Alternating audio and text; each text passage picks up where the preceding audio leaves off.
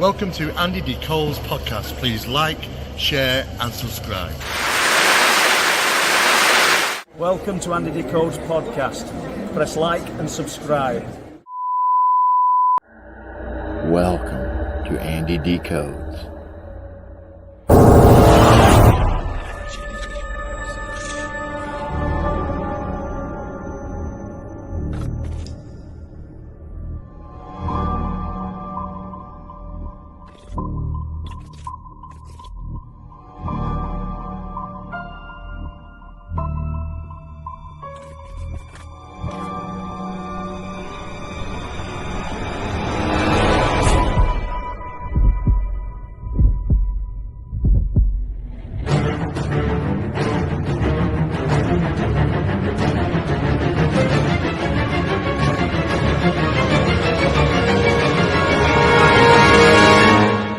Sit back and enjoy as we dive deeper down into the rabbit hole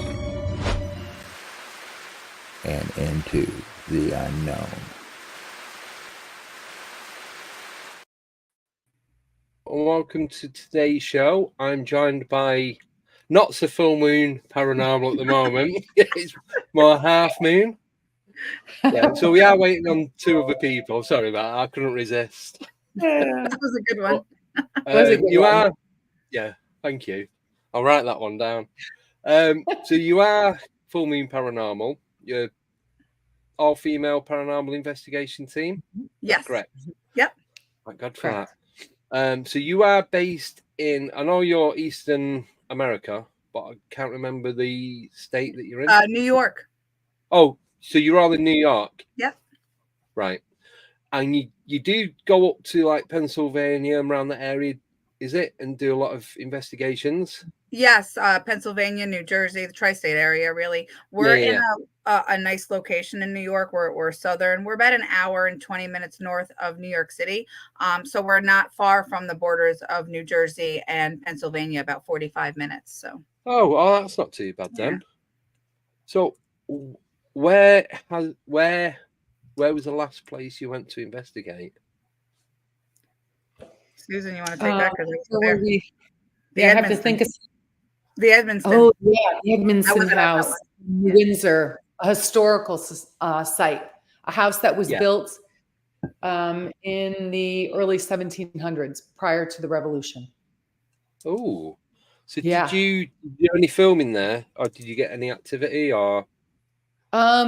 It was really interesting. It kept kind of eluding us. Everywhere we went, it would be quiet.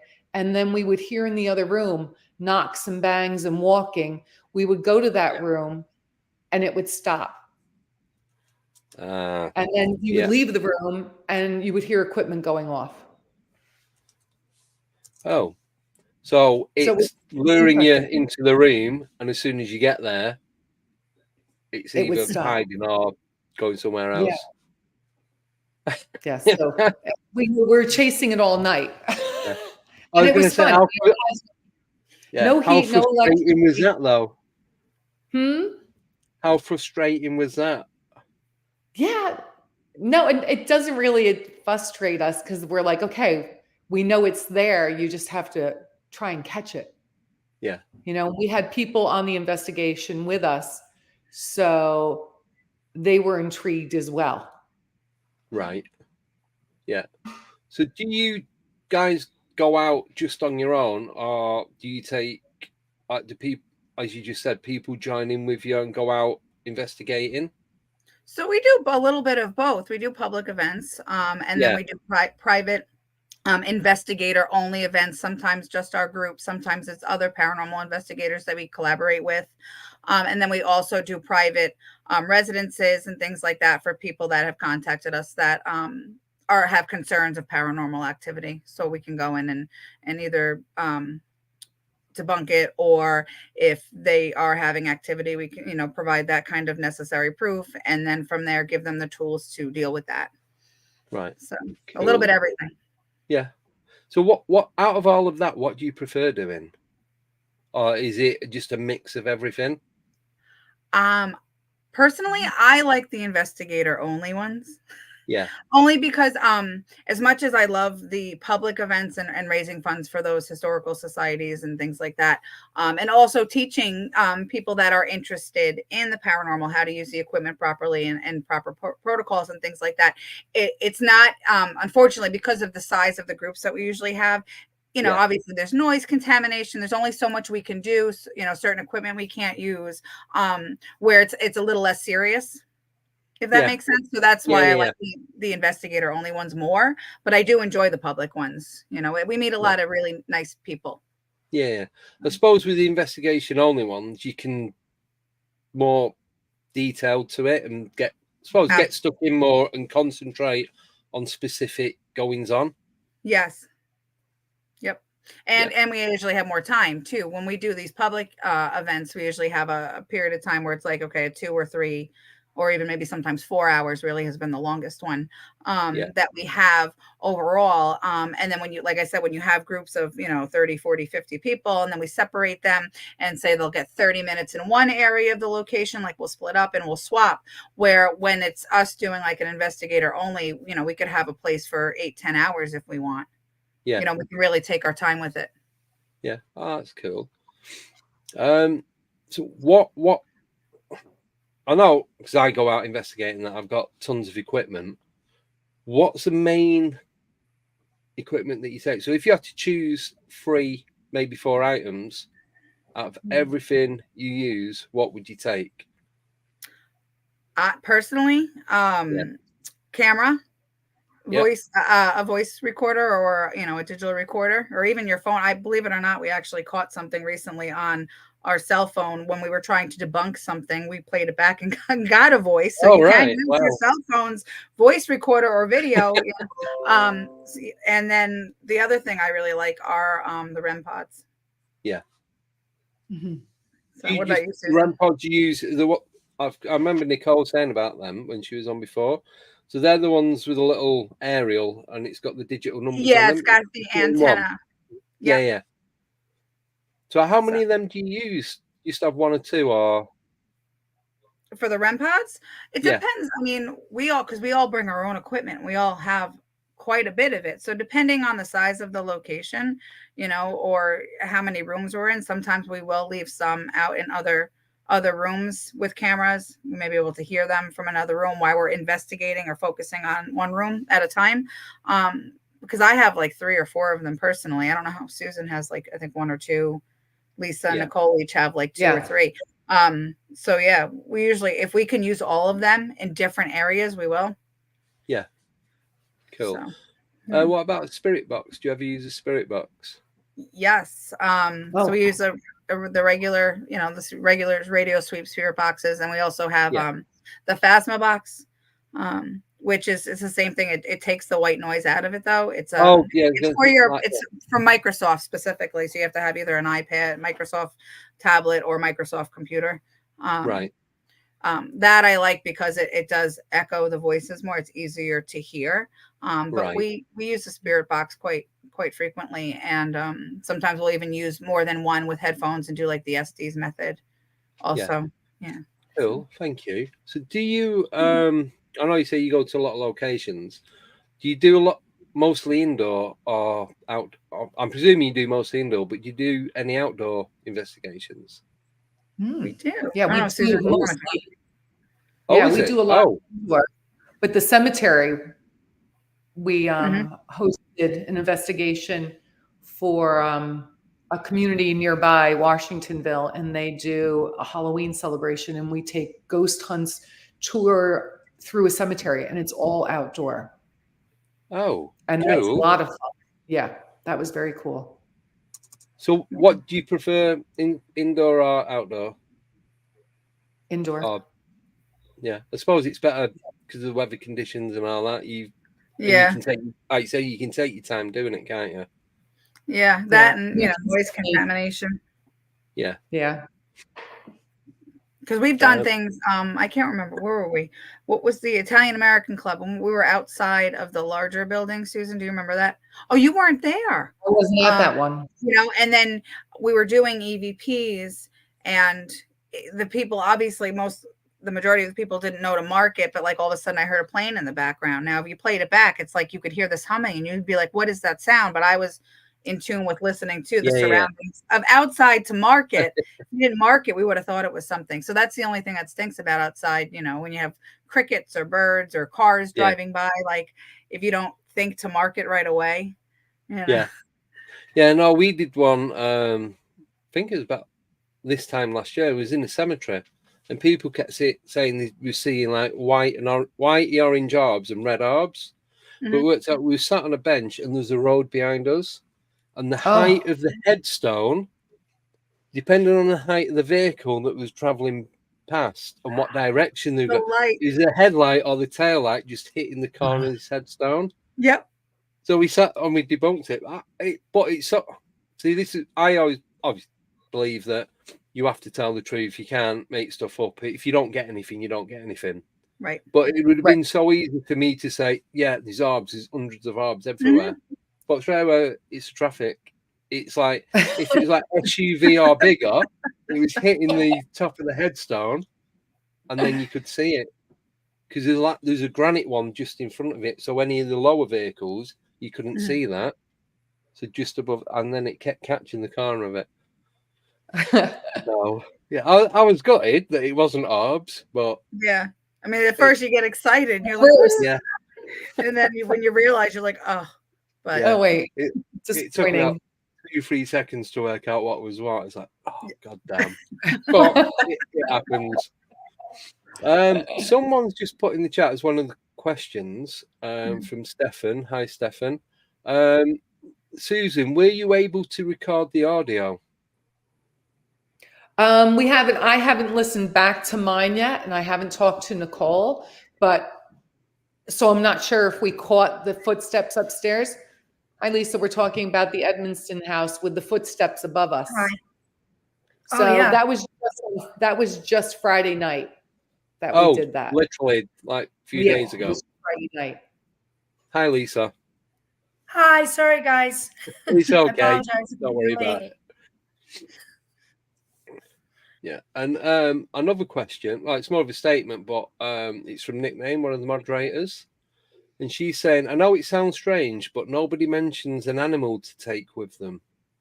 So, have you ever, or do you know anyone that would like take a dog? I suppose I can't see anyone taking like a mouse or a hamster or anything like that. That'd be weird. I think." That's funny. On Friday night, someone did have a ferret with them on the investigation. I don't know the point of that, but they did have one in a backpack in a little dome. In a little dome. Oh, like what you put the cat? Yes. I know what you mean. Dome on their backpack. Yeah. But I would be. We've never brought an animal, but I would be interested to bring a dog and see their reactions. I mean, we haven't tried that yet, but something to keep in mind.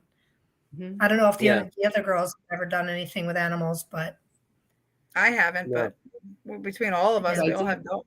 Oh, actually, Susan doesn't have any dogs. I have cats. No. But I've watched the cat in the house. You know, you watch your animals at home. And, like just the other day, she was staring at the corner. I'm like, "What are you staring at? There's nothing there." But she's just staring at her. Her eyes were huge. And I was like, well, there must be something there. I just can't see it. Yeah, because their reactions. Yeah. Yeah. So we don't have dogs, but I know I could borrow a dog or two to take with me. But then I'd be worried in case something happened to the dog. And it's like, yeah, you've not got a dog anymore. So I don't really want to take that chance. It'd have to be my own. So... yeah, I couldn't do that. Well, I think between the three of them, they probably have we could probably what do you have, 6 dogs between the three of you? I have 6 dogs by myself. Oh, there we go. So we have lots of selection. There you go. Just go to Lisa for and I have one. Has 2. There's 9. Right there. Yeah. 9 that's just 2 we of can you. lend you one. Yeah. Oh, Joe, the moderator, she's got 6 dogs as well. So there's what, 15? 15 between 3. Got our own dog paranormal team. Wow. Hey, so that's have you a good ever? idea. Sorry. Yeah, you could do. Could start a new trend. Yeah, There we go. Might be absolutely. worth looking into, you know. Mhm. Have you ever investigated anywhere else other than the US? Have you had the opportunity to? No. No. Would you? Or I want to go to I'm guessing Ireland. you- I want to go to Ireland. Oh. So whereabouts in Ireland? Is it anywhere specific? That Lep Castle. It was actually on Ghost Hunters, probably close to 20 years ago. It was a with long time ago. Barry Fitzgerald. Yes, with Barry. Yes. Yes. Yeah, I should know that because I know Barry. So Oh, really? I was lucky to meet him in the Awakening Expo a couple of months ago in the UK, and Nick Pope,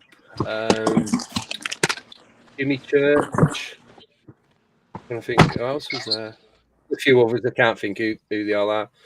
Hello, you okay? Hi. I'm so sorry. I got It's caught fine. up. My boss would not let me leave. Oh, well, we've got a full moon now. Yes, we Well, do. good. Right. Sorry, I'm just going through the comments to see what anyone else has put in there. Right, there's no questions as yet. So Lisa, you said you'd like to go to the. Did you say Leap Castle in Ireland? Yeah. Any you others? Anywhere you'd like to go somewhere other than the US? Any vacation. It's a vacation. I'll go anywhere. Just anywhere. Right? Anywhere. You don't care. I don't care. I'm ready. Let's go. I'm sure would there's like a to lot get to- over in England. I would like to get to Dracula's. I mean, if that would be possible. Where was that? Sorry. I think I'm gonna go. He's freezing. I think Yeah, we're you're freezing breaking up up. here. Sorry. Yeah, I'm gonna move closer to the internet. Where did you say, Lisa? We couldn't hear you. You froze. Dracula's Castle. Oh, Vlad the Transylvania. Impaler. That'd be a cool one. Yeah, there's actually a guy in the chat Yes. called UFO Joe, and he's from Transylvania. But he Oh, now wow. lives in Sweden. But I think I asked him had he been, and he said it's more touristy. I'm sure. Yeah. Oh yeah. So do you all? Because I know Nicole, you were saying before you use the cat balls, don't you? Oh, yeah. So how are you getting on with them? They work pretty well. You know, they're pretty tried and true, low tech. We have Yeah. activity with them just about every time that we go out somewhere. Yeah. Cool. Yeah, we So use them a lot. Yeah. Do they seem to work the best out of all the different stuff you've got? I think that they're easy for spirits to like manipulate. It's simple. I think they recognize it because it's just a ball. Versus if we ask them to touch a REM pod or something else. I mean, they seem to like them. I don't know if it's because they light up all kinds of pretty colors or, but yeah, we get a lot of good interaction with that. And what I do with them too is I crochet little dolls or little ghosts and put the cat doll up in the head. So it's something like kind of familiar to them, like, oh, this little like doll or little crocheted toy. Yeah. Right. So do you get a lot of, I suppose, interaction with child spirits then through doing that? I think so. Yeah, we do. That and being an all-female team and we're all mothers, I think brings in a lot of that child's spirits. They feel safe and comfortable with us. Yeah. Cool.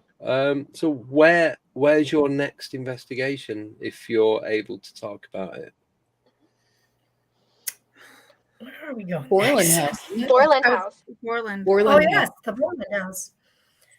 It's So, a bed and breakfast in Montgomery, New York. All right. So what's the history behind that? Susan, do you know off the top of your head? He's the man who built it was a very connected family from the late 1700s, early 1800s, and he was actually, I think he was a legislature from the early state government. So he was quite financially affluent. He had a lot of money and a lot of power in the area and was very, very well respected. So this was his private residence, which has been converted into a bed and breakfast. And we're doing an overnight. So all the rooms, everyone there will be investigating. Right. Oh, so you've got the full building. Mm-hmm. Yep, we got it all even day. better. So is it just you guys that are going, or have you got and the staff public has going had with a you? lot of. No, we have this is is an a public investigation event. we're hosting. Right. Public. Oh, right, okay. Yes. So sorry, Lisa, you were saying that the staff have had encounters as well? Oh no. Yeah, the staff has had many, many encounters with things moving, doors closing, opening, closing, cabinets opening, shutting, footsteps upstairs when no one's there. And they're actually very excited to join us because they've experienced a lot. So they're very excited for this. Yeah. This is one of their first investigations. So we're excited too. They've had a couple mediums come through there, but I don't think any like full-fledged like investigation teams. Right. So you just had like the odd person here and there, Mm-hmm. but not a full deal sort of thing. No, they really don't promote, the haunted aspect of it.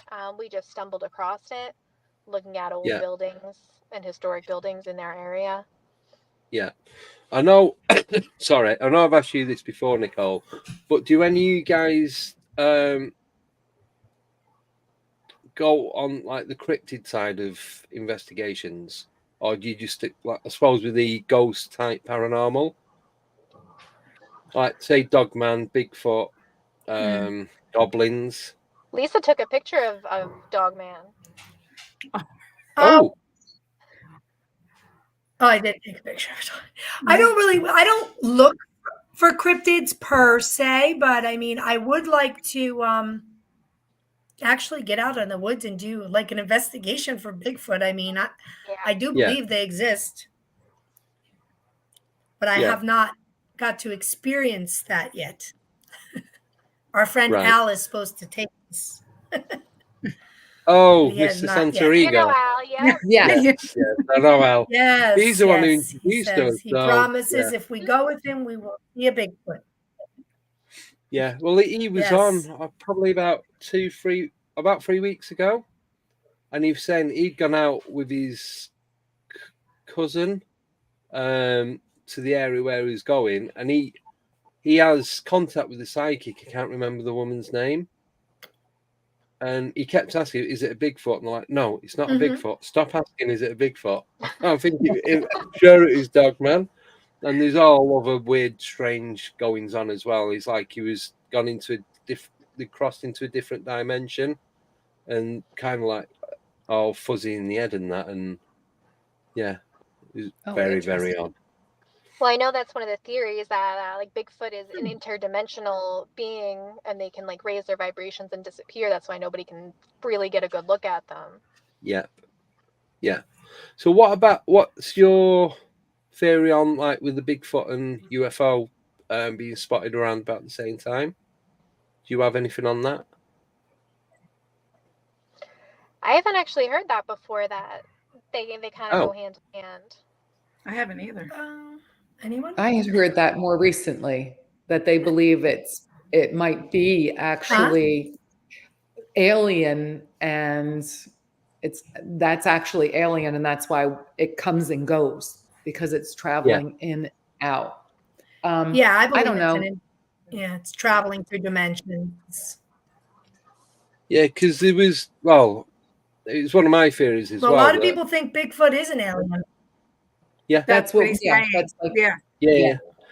Because I was thinking about it, and then someone come on the show and they pretty much said what I was thinking, that the Bigfoot, the UFOs dropping them off, so they're going out scouting, seeing what's going on, and that's why they're seeing. And then when you see the prints, and then there's like one print and then nothing, and then it's been taken back up into the, I suppose, UFO. They beamed him back up. Yeah, pretty much. I know it sounds really far-fetched, but I don't know. I actually like to nothing makes sense anymore. Yeah, my whole thing is there's so many things, there's so many animals. The world is so large. We think we know everything, but we don't. So I don't explain them away as being alien. I'm not so sure that they're just not here amongst us and they're just in small numbers. So isolated pockets, and there's lots of animals, like if you go into the rainforest, right, or into the ocean that we don't even know exist. They're discovering them every day. So I have not written them off as just existing here on our planet. No. So like you were saying before, that when they change their vibration, and that's why we then can't see them, what if they resonate at a certain vibration all the time, and they're around us all the time, and it's only when that vibration or that frequency changes that then they're visible to us? That may make sense too. And I know, like, one of Al's theories is, people who like are on a higher vibration, who have like positive, energy about them, are more likely to have encounters. Yeah. Or more likely to see them. I know that's why he interacts with them all the time. Like, he's always out in the woods. That's so He's awesome. like best friends with him and everything. I know. I think he told me one time, the first time I met him, actually, Lisa, you were with me, when he was telling us about like leaving them gifts and then they would leave him gifts. Yeah. Yeah, because I think, I don't know if it was on air or off air, we was chatting about, you saying about the higher vibrations, so you're getting more of the good phenomena. But then we're saying about when you're not in the right place physically or mentally, and you're resonating at a lower vibration, it tends to be more like bad spirits and poltergeist activity, shadow people, and all that kind of stuff. So do you believe in that, with the balance of light and dark? I do. Yeah, absolutely. And when you go in, that's why we try to be in a really good headspace before we go into a place on an investigation, because if you're not, I feel like you're going to be interacting with more negative or more harmful spirits than. Yeah, it's kind of like the law of attraction. If you know anything about the basics of that, it's like attracts like, so depending on your thought process or your mindset or expectations, you could project yourself to attract or see those kinds of things. Yeah. Yeah, so whenever I go out, or with the guys that we now go out as often as we can, it's not that often because we're all traveling from all different areas.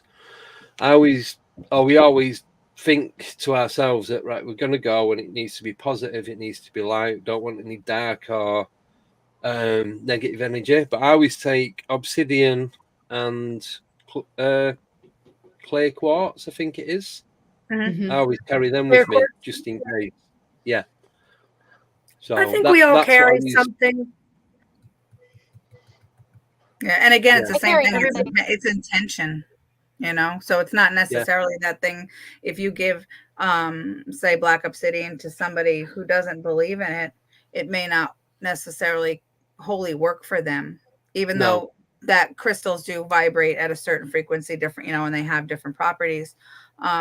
Because I've studied crystals a lot, but even then, like, there has to be the intent or the belief behind it. So, whether you're wearing rosary beads or carrying a crystal, you have to have the intent that it's going to protect you in order to kind of like put that bubble around you. Yeah. So have any of you seen the film or read the book, The Secret? I don't know. I didn't see that. I don't think so. It's about the law of attraction. So what you put into the universe, bring it back. Yeah, so I've read the book. Yeah. So it's like, if you want something so bad, obviously you've got to work hard to get to it. But if you concentrating, like say, that's what I've got, not that's what I want, or that's what I'm gonna get, there's more chance of it happening. And it's a similar sort. I believe it's a similar sort of thing, if not the same. Mm-hmm. Oh, absolutely. Yeah, you have to treat it as if you already have it. Yeah. Yep. Yeah. Like it's already in your reality, not like, because if you focus on like what I want, or like, you know, or even if somebody, dear God, please, you know, I really want this, you know, I want to win the lottery. You know what I mean? When you can want it all you want, but when you want it, it keeps you at arm's reach. You basically have to act like you already have it. And that's what brings it to you. Yeah. And that's pretty much what the book says. It's like you have to, as though you already in possession of it. Mm-hmm. It's kind of like you have to believe it. Right. You have to believe it. You have to see it, and you have to allow yourself to see yourself living it. Yeah, that's it. You have to visualize it. That was it. Yes. You have to visualize it. You have to put yourself in that situation and be able to see yourself there, and then it will come to you because it's already there. Right. Yeah, pretty much. It's a good book. It is. I think I've not seen the movie because the way that the book is written, it's like, well, how could you make that into a movie? It'd have to be like a documentary. Yeah, I don't know. I can't see it working. So I've never bothered. All the chapters kept kind of telling you the same thing. I'm like, you know, I don't know how you could get a whole movie out of it, but no, I guess maybe people's experience of it working for them, maybe that's what they focused on. There's quite a lot of famous people in there that have used that technique, and it's got, whether it's true or not, I'm guessing it is, but it's got quotes from them and where they was before, and then once they started doing this trait, how they got to where they got to. Mm-hmm. Yes, it's true. So yeah, you just have to believe. We know a girl that actually believes. We know a girl that she owns a crystal shop, and that she said she did this through the power of intention. She wanted that shop. She envisioned it, that it was hers, and she's been very successful. And she said she did it all that way, just in with the power of intention. And she believes that's why she has what she done that. Yep. I think I'll have to start putting it into place. I think the biggest piece of advice I could give you, Andy, if you decide to start trying to work on manifesting, is people don't realize when they try to manifest, sometimes it doesn't work and they don't understand why. And there's a level inside of them where they don't actually believe that they're worthy. So whether that comes from how you were raised, so if you have a parent that always said, if you want something, you have to work for it, right? And you're thinking like physical work. And sometimes you don't have to, but like those things become a part of us, learned traits and behaviors, or just belief systems. If you have like a low self-esteem, so you have to make sure that you're on a level where you know your worth and that self-love in order for it. Otherwise, it won't work. Yeah. And that's what else the book says, doesn't it, Susan? Do you remember that bit? Yeah. It was a few years ago when I read it. I think I need to read it again and be refreshed. All right. After this, we're doing a book club. Secrets. Yeah. Is the first book. Yeah. I just bought another. I can't remember the name. I just bought a book and I can't remember the name of it, but it's actually it's along the same lines of a secret, but it's a manifestation journal, and it's to really just to guide you to every day to take that moment to visualize it, to think about it, to put it out into the universe. And I haven't done it yet because I'm trying to think of something I really want. It started on the full moon, which is Monday. There we go. Okay. So it's not too late to start, right? You want to retire, Susan? No, never too late. But started on the Monday's the full moon, and because I didn't want to. Right, because when I bought it, the girl I was talking to somebody. She said, "Don't start it don't start until the end of November because of the moon we were in was not a good moon for manifestation." She said, "Wait."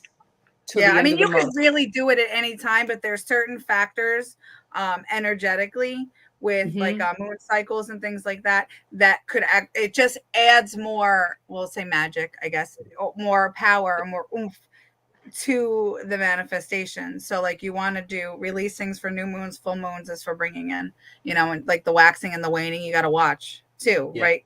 You got one that's getting smaller and one that's getting larger. So that's why you want to do it around that time, certain time frames. So Andy, we're starting Monday. That's good. Start of a new week. Whether I remember or not, calendar. I still forget. I'm hopeless. But I just remembered something else, what it said. I know we're kind of going a bit off topic, but it was saying that you should get a whiteboard and you should write on there, and you just have a list of whatever it is you want to manifest. A vision board. But this could work for paranormal as well. If you want to see a UFO or you want to have an interaction with a spirit, I suppose. Or we just go down the road to Pine Bush. Sorry? Or we just go down the road to Pine Bush. Pine Bush is like the UFO capital of oh, is it? Yes. United States. Oh, right. They claim the world. Don't they say that the UFO capital of the world, I think, is their... That's what they say. But anything in the United States, they claim it's of the world. Yes, of the world. So I don't know. So I don't know.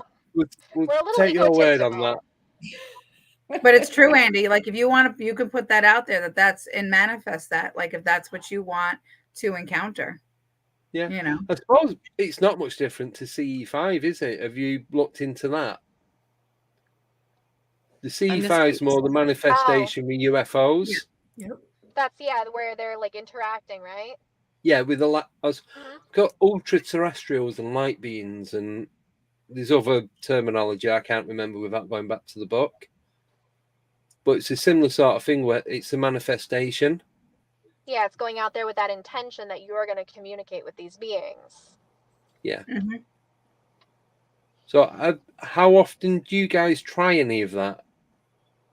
Like manifesting? Solid intention of just say you pick a specific thing and then you just go and you end up getting it.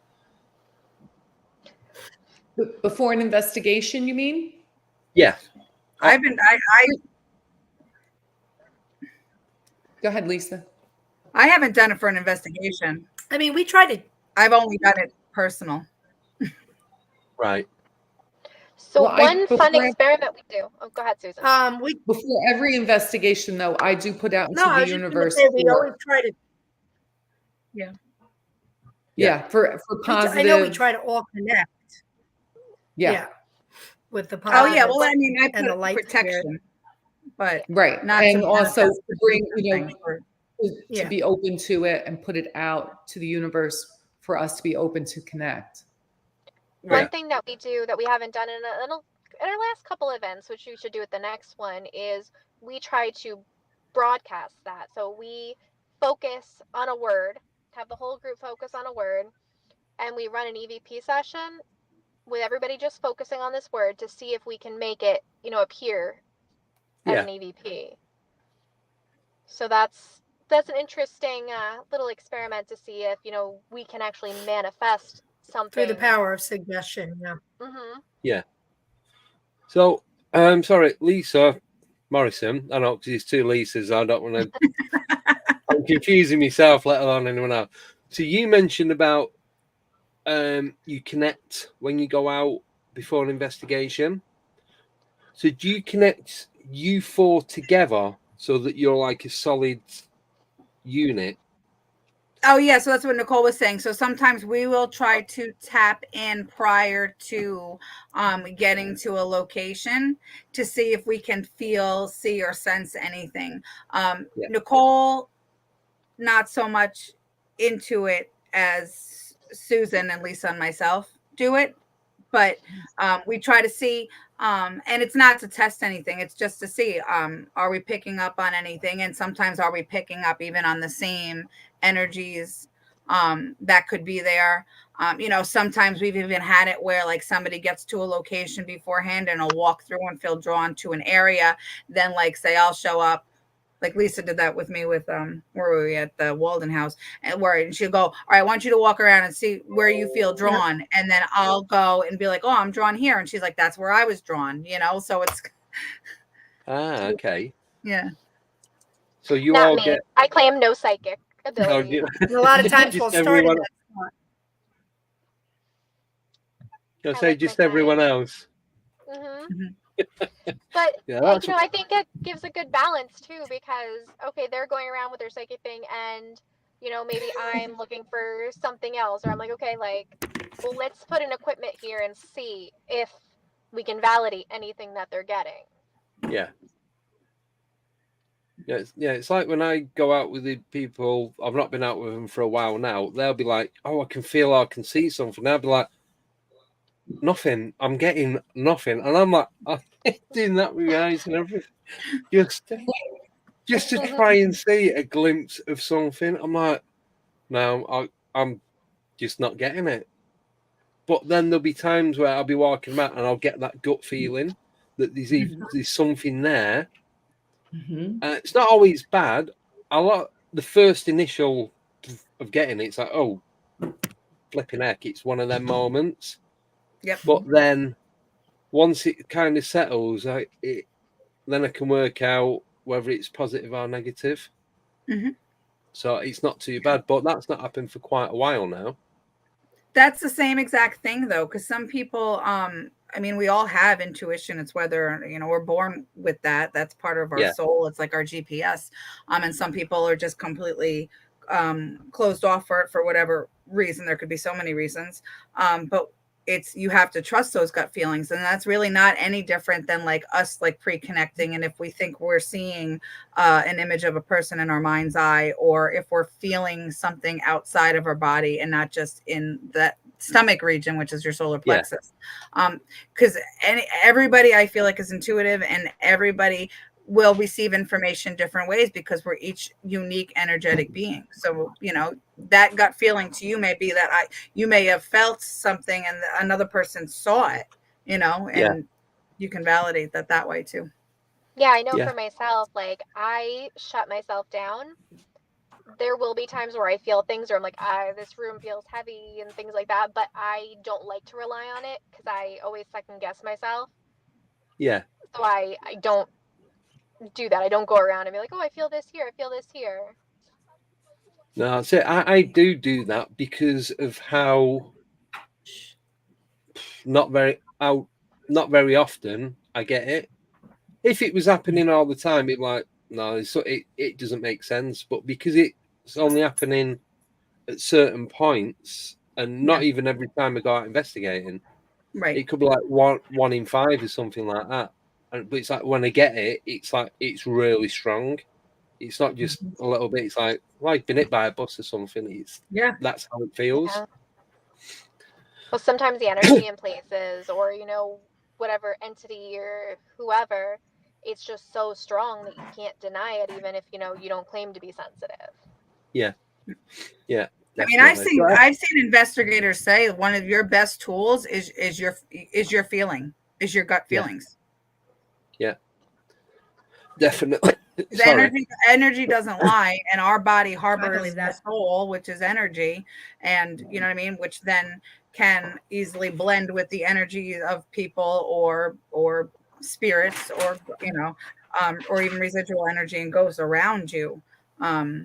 So it's definitely one of those things that it's definitely, not even to use it to say on a mediumship level where you're like, oh, I feel like there's a man here and his name is Joe and he died of a heart attack. Like, it's not even for that. It's just to kind of, again, like a GPS and like gauge what we're feeling here. Is it heavy? Is it light? Should we try to, should we put equipment here because something feels off? Let's see if we can get now a scientific response from it using equipment and things like that. It's good just for that. Yeah. No, because I was just going to say, because you get, I'm guessing you guys will get it when you meet someone for the first time. Not everyone, but you get that bad feeling like that person's not. Yeah. I just want to get away from them. Yep. Yeah. So do you get that when you go out investigating, not with people, but with locations? So do you ever get to a location and think, I'm not going in there? I actually avoided it. Straight back out. Oh, yeah, Lisa. actually just avoided a whole investigation because of that. Wow. I was supposed to go to the Hinsdale house with Nicole, and I couldn't get past all the bad feelings. I was getting dreams, and I just didn't feel good about it. And I told her I just can't go. I can't. I wouldn't have. Yeah.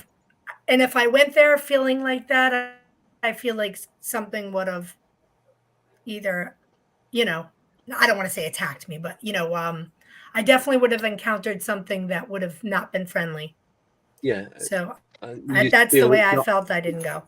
Yeah, it's I not had a worth lot of taking that negativity chance. coming from my And dream. so she had to give me a heart No. attack in the middle of the investigation because in the Hinsdale house, the wiring's a little wonky, so the lights kept going out, but it was just, Yeah. the power cutting out. So the light goes out, the internet goes out, and then Lisa texts me, "Are you okay?" Like, she just said she felt like compelled to, like, that she had to text me. Yeah, I got a really okay. bad feeling about Nicole all of a sudden. Right. Got you. Yeah, so And I was you like, knew there was something going on and you weren't even there. But we actually had a very light experience there.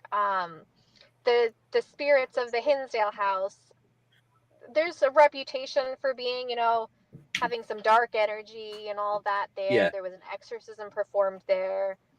But all we got from the spirits was that they wanted pizza. Oh. No lie. Every time we said pizza, that could have been me.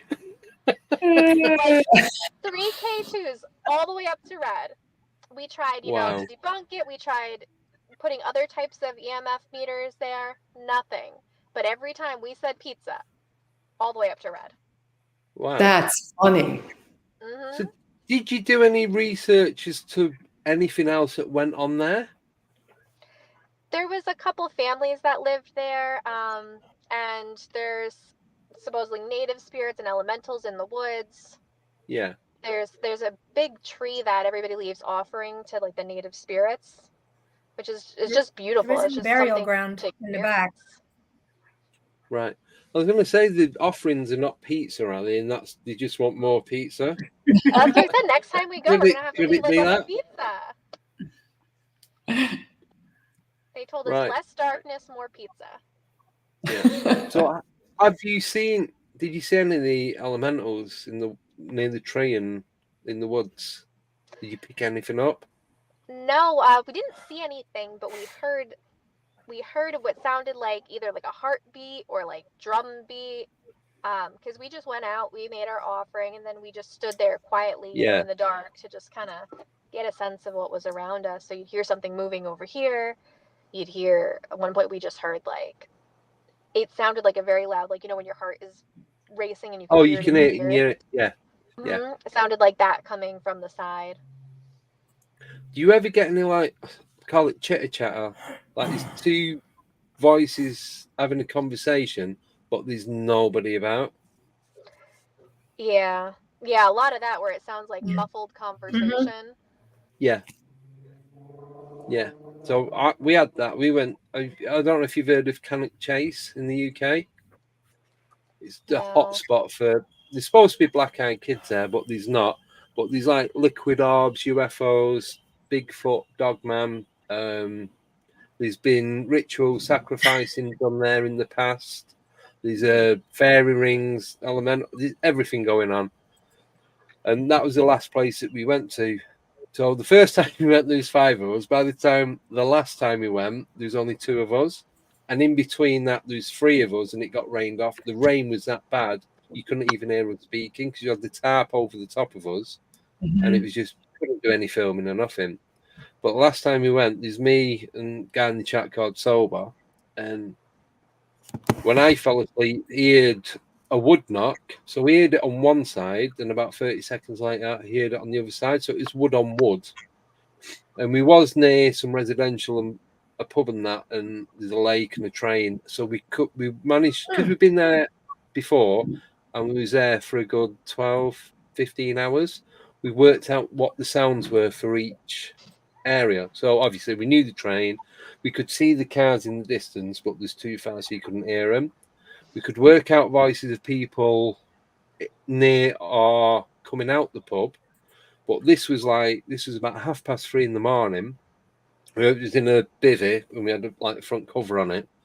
But this was like muffled chatter and it was only like 10, 15 foot away. And there's definitely nobody. Yeah. Wow. So don't know who on Friday, Lisa and one of our guests both had someone talk in their ear. Remember on Friday at the Edmondson's house? You're like, someone just said something in my ear. And one of our, I don't remember who the woman was, said, I heard that as well. Well, she heard it.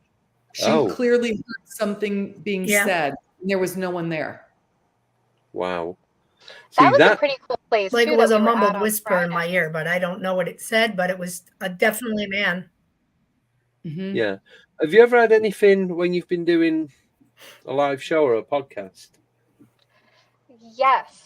So I was doing a podcast, and apparently when this guy was reviewing the audio, there were some EVPs coming through. Yeah. Like on my end of the audio. So that was pretty interesting. And we think it said, what did it say? It said, yeah. And it said, why is this thing on? Oh. So it was related to what you was doing. Mm-hmm. It wasn't just and random. You've had cat balls go off. Yeah. And often, like when we're doing, I set the cat balls or like a REM pod up in the background and that goes off. Yeah. Yeah. Because the EVP was pretty cool. Yeah. You know Chris Reinhardt, Al's mate? Mm-hmm. Have you ever met him or spoke to him? I have not, but I know I've seen the name. Yeah, you need to. He's the top guy. So I was doing my first podcast with him. He was a guest, and he's got his setup. He's down in the basement, so he's in a 3-story house. And at that point, there was only him there. So we was about 5 minutes before he was going to go live. So we'd gone to use the bathroom and get a drink and that. So he has a sound gate on his microphone, so that when there's don't know if you know what it is, but for those that don't, when there's no sound going through the microphone, it cuts off any background noise. Mm-hmm. So if there's any noise or anyone moving about, it doesn't pick it up into. You have to literally speak into the microphone. So I'm sat there and I'm just making sure I've got everything ready. And here's someone say, "Hi, are you all right?" And I'm looking at the screen. There's only me and him on the screen. I'm like, there's no one there. I thought, because I know he has his grandkids that live with him. So I thought, the kids might have come in from school and he's just outside and he's talking to him. Anyway, he comes in a couple of minutes later. He's like, no one's back. They're not back yet. His missus was still out. He goes, I was upstairs on the ground floor, gone to the bathroom. He goes, there should have been nothing coming through. And I wasn't recording. I was so good. And you always get the good stuff when you're not recording. I know. I'm like, oh my God. But whatever it was, asked me, was I all right? That kind of freaked me out a little bit. It seemed friendly, it wants to know if you're all right. But I couldn't pick an accent up. So it wasn't English, it wasn't American. It was just someone saying it. It was a male voice, but that's all I can tell you.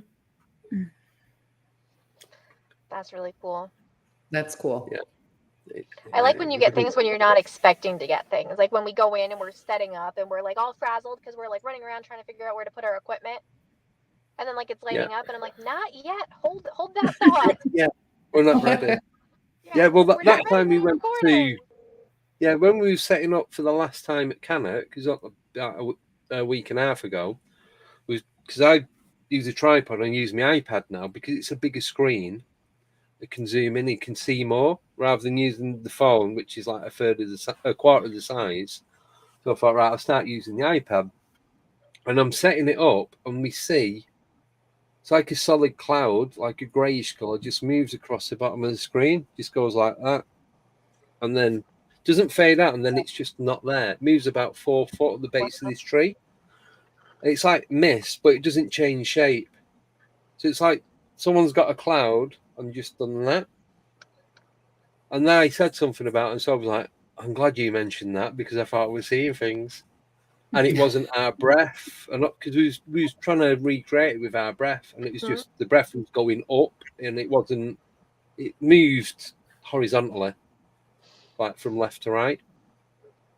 So that's one of the things that I like about, investigating and everything is how goofy you look trying to debunk the things that you just saw or experienced. Where we're sitting there like jumping up and down or like, breathing to try to like recreate a mist.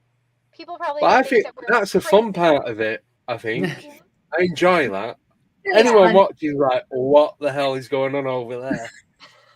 All right, don't worry, just keep walking. Yeah, Friday we in the house that we were at, it was this awesome old house called the Edmonston's house. It's in New Windsor, New York, and it's very, very rustic. No electricity, no plumbing, no heat. So they had fires in the fireplaces going. We didn't get a lot with the equipment, but the experiences people had were crazy. We were hearing people running upstairs, like things being dragged across the floor, walking, and we're running up and down stairs trying to like recreate and no one's up there. Something to fall. Nothing. So have you ever gone anywhere and took like the bare minimum of equipment? You thought, do you know what? Instead of taking all these different gadgets and that and all this different tech, should we just go just us and a camera or a phone or a digital recorder? Have you ever thought of doing that, or have you ever done that?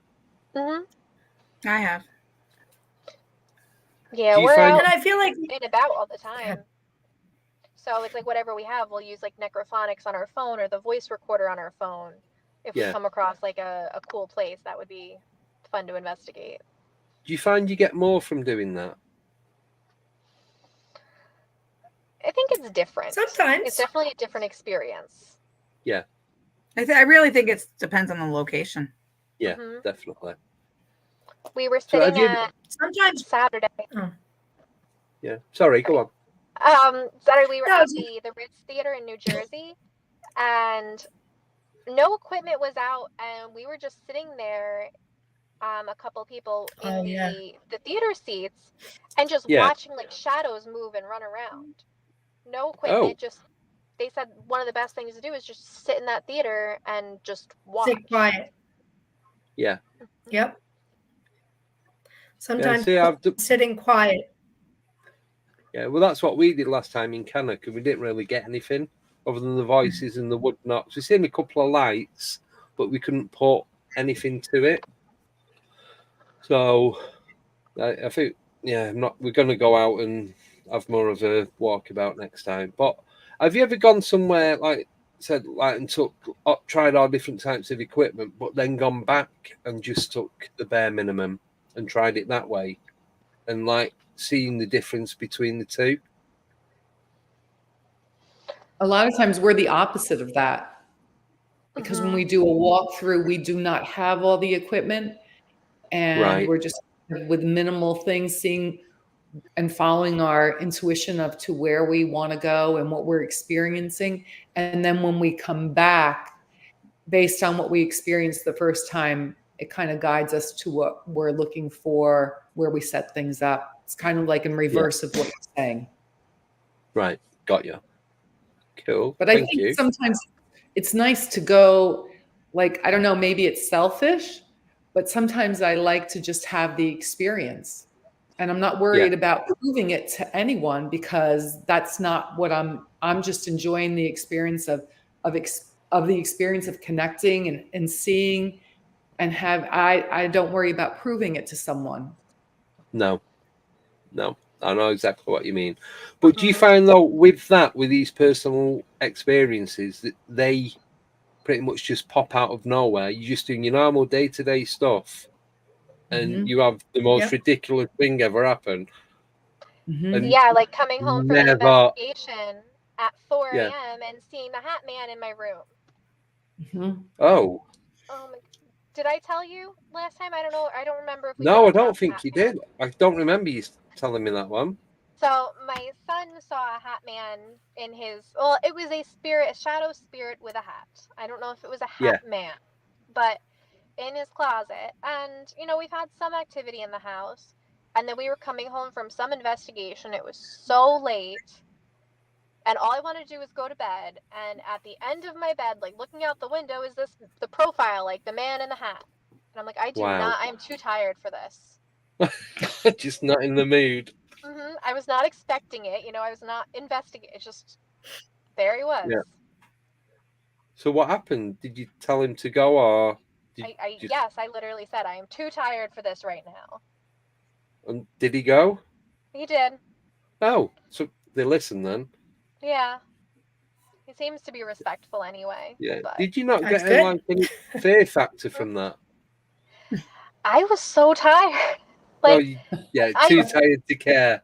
Right? I might have been, if it was earlier in the night and I saw it, but it was like 5 a.m. after a long night of investigating and driving home. So it was just literally like, I am too tired to deal with this. Yeah. Not today. One of those. Yep. Cool. Not Thank today, you. Batman. Right, I've got one more question for you before we go to a break. Is that okay? Mm-hmm. So this is from Stefan Lubicek, and he can't speak. He is asking, what does the panel think about the need for protection during an investigation? I always protect myself personally. Although I have met I've met a couple of investigators that don't necessarily believe in it, like we were talking about before with like intention and all of that.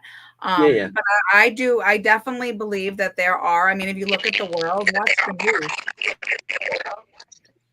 What was that? What was that? What is that? Oh, what the that happened? What happened? That happened last Friday. That was odd. Okay. Did that sound like radio interference to you? Like a stereo? Sounds like somebody eating. I don't know. My car is not doing anything. Enjoying my celery. But yeah, I personally do it because I do believe, like I said, if you look at the world, the state of the world, you watch the news, negativity does exist, even if you don't necessarily want to be, because you meet investigators that don't believe in, say, evil or demonic, and you have some that do. There's differences of opinions and things like that. But I do believe it on some, at least at some level, there is negativity that exists. You see the world. So I always, it can't hurt to protect myself. Not looking for or expecting to deal with anything, but I also in general have to protect my energy. Yeah. Because it does drain your energy. So do you do that while you're preparing to go to the investigation, say before you leave your house? Yes. I do before I leave myself. I have a whole set of prayers that I do. Angels and guides I call on. I do wear, I have a St. Benedict medal that I wear. Sometimes I carry crystals and things like that. But it's more, again, like we were talking about intention earlier. I always call on Archangel Michael. I always feel like that's my guy. And I call on him and I kind of visualize for a couple minutes sitting there being protected by him. And he's kind of got my back. So do you visualize the light, like the brightness? Around me. And sometimes I'll also visualize myself grounding myself so I don't get too like flighty or as far as energy wise, why I'm at an investigation, because sometimes that energy does drain you, especially when you're sensitive. So I'll imagine light coming from my feet and my tailbone to the earth and kind of grounding me and keeping me present, and then the protection. And that keeps the energy that you need. While you're there. It keeps my energy safe. And then also so I could properly be in the proper headspace and in the moment to investigate and deal with whatever energy I deal with when we go, So. What about the rest of you? The intent I have is enough. I don't do prayers and rosaries and all that. I'm not religious, but it's just my intent. I say, okay, only love and light, only positive things. Nothing can follow me home. Everything has to stay here. And if it's negative, I just don't give it the power or the attention. No. We've had things come up on our equipment that's like demon, big scary demon. We're like, no. If they don't get a rise out of you, you know. Well, that's it. Yeah, you don't give them the energy, they can't do anything. Or hopefully they can't do anything. It's worked so far. Yeah, fingers crossed. Yeah. Lisa, Susan? I ground myself. Go ahead, Lisa. You ground yourself. No. I was going to say I'm pretty much. I do a little bit of both. A little bit what Nicole does with my intentions. I'm only going to attract love and light, but I also do a little bit of the prayers, like Lisa does. I do wear my Saint Benedict. I have beads that I wear. I carry some stones. I have a spray, and then I state my intention when I leave that nothing can follow me home. Everything's got to stay here. Nothing can attach. Sometimes we do forget to do that and it's not good, but, and I envision myself in that white light too. Yeah. Susan? Yeah, I ground myself. I picture, like roots coming from my feet and down into the earth, and then bringing, earth's energy up into my body. And then I connect spiritually to put a white bubble around myself. And I also visualize all the girls in the white bubble individually with me. Yeah. And I also put mirrors around sometimes, like a mirror to reflect any negativity, so it's not allowed to enter. Yeah. Okay, so I bubble them whether they want to be maybe it's Susan. I bubble her whether she knows it. I got her in a bubble. You've just found out now. There you go. So you are protected. Thanks, Susan. You're welcome. I got you back. Right. So are we good for a break? Yeah. 3-minute break? Yeah. Perfect. There is a 10-second countdown at the end. So if you are off doing whatever, then just run back. All right. All right. Hobble, whichever. I don't know. All right. See you in 3 minutes. Okay. All right.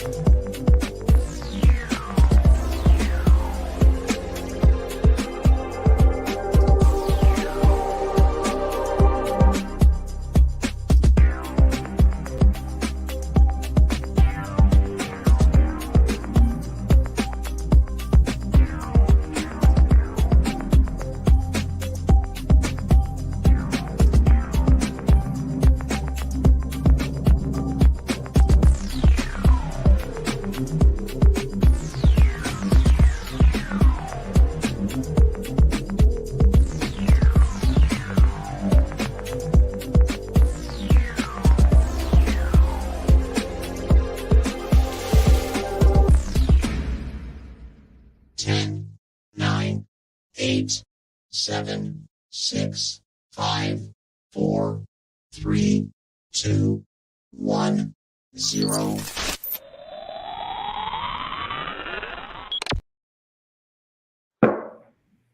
Yeah, Hey. back. Well, some of us are back. It's all Need good. it.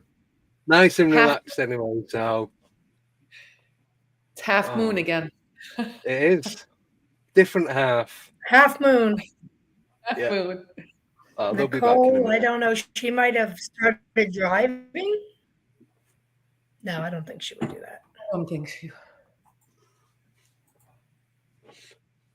Right. Sorry, I was just reading a couple of messages. There we go. Got 3/4 moon. I don't know what you call it. I always get confused. Yeah. Sorry. 3/4 moon. We've got a couple more questions for you. Do you want me to wait for Lisa, or she's gone again? Do you want to wait, or do you want to carry on? Sorry, I'm just. You can whatever you want to do. Can you grab me that cherry sauce? No. God. We lost StreamYard's changed all my settings and it's messed it up. I'm gonna have to redo it again. It looked like you walked through a time. Like, did you see when she walked in?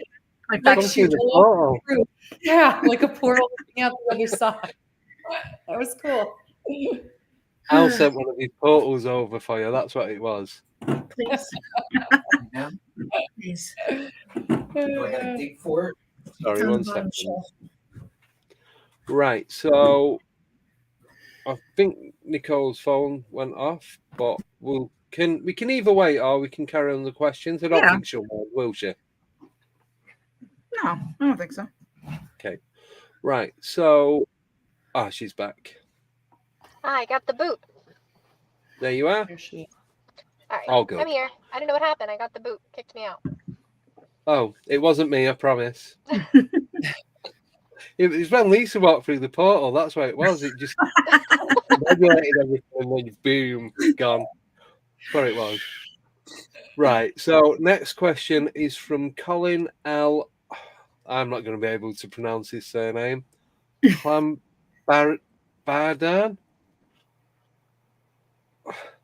Lambadorn? Lambadorn? Lambadorn? It looks like a Welsh name with a double L at the beginning, but I'm not 100%. But anyway, Colin LL, we'll say. And his question is, anyone considered that some Bigfoot encounters might be ghosts of what they once were? That's an interesting theory. It is. Yeah. Someone mentioned that to me a couple of weeks ago, but it was kind of like passing conversation, so we didn't really get into it. I don't see why it couldn't be. I mean, we don't know, even when we're talking to, spirits on paranormal investigations, we don't know who we're talking to. It could be interdimensional. It could be, something with the timelines. We have no idea. Yeah. Do you guys agree?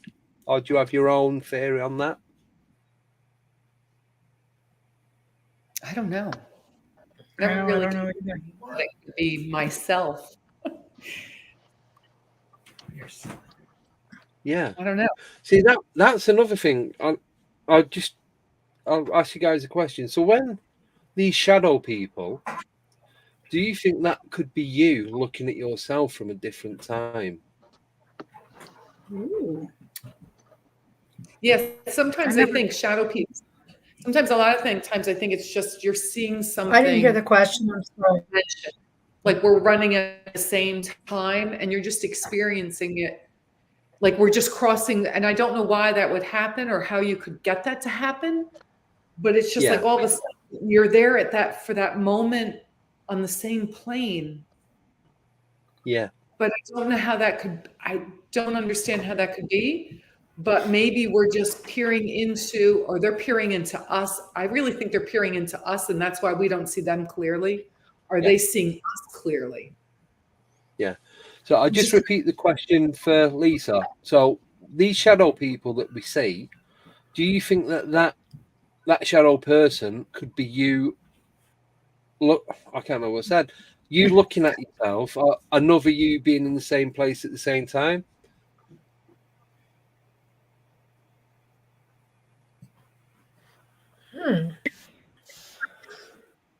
You mean like that's our shadow, or we're like projecting that spirit? Not your shadow, but another. Suppose another dimensional version of yourself from a different time. Like a time loop kind of thing. Yeah. It's I know it in my head, but when I start talking, it comes out completely different. If you from a different timeline. Oh no! Yeah. It's like the Flash. Everyone watch the Flash. That, yeah. If you've not watched it, you'll know what I'm on about then. Yes. Or Harry Potter when they use their little time turner thing. Yeah. I'm not sure about that. I don't know. No, Susan. I don't. I'm not really sure, because sometimes I even question, like, when we experience, like, when you connect with someone on the other side and like as a medium in that way. So even when we're like investigating and we're going back so far in time, experiencing things that we think are from, people that are 100 years, 200 years ago. And I often wonder, are we just experiencing that snippet of their soul and not their whole being? Do you know what I mean? Like, and that's kind of like the shadow person too. You're just seeing a snippet of a soul. Yeah. See, that was the next bit of the question. So that was that the shadow person you're seeing, could that be the soul of either yourself or someone you know? Why not? I think so. Mm-hmm. Yeah. See, I strongly believe that. Yeah, and very much of the thought process, like energy can't be created or destroyed. That's science. So when you pass, it has to go somewhere. Like there's nothing that says though that it has to go all in one big chunk. Like, part of your energy could stay here and, reside in the place that you loved and your home. And part of it could, maybe move on to like heaven if you believe in that, or, reincarnation if you believe in that.